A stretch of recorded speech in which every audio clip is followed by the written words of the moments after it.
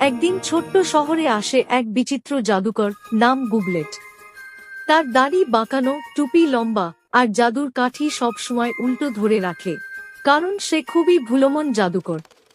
ওই শহরেই থাকে ছোট্ট ছেলে পিপু।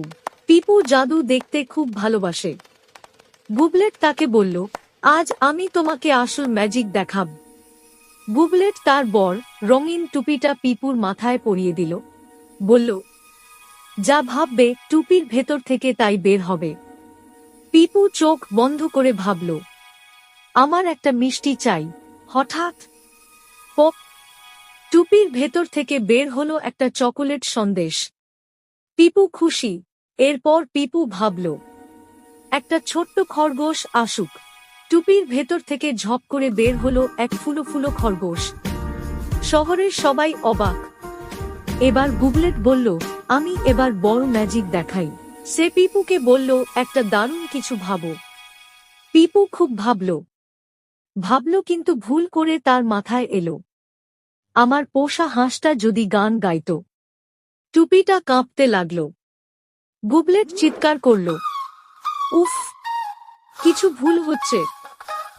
হঠাৎ টুপির ভেতর থেকে বের হলো পিপুর হাঁস, কিন্তু হাঁসটা বলল,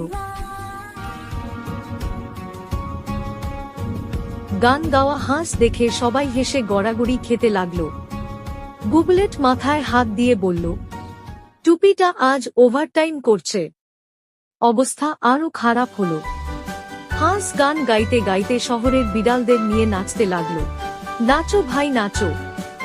গুবলেট লাফিয়ে বলল, স্টপ স্টপ, টুপির জাদু হচ্ছে উল্টো, মাথায় যা আসে তার 3 গুণ বের হচ্ছে।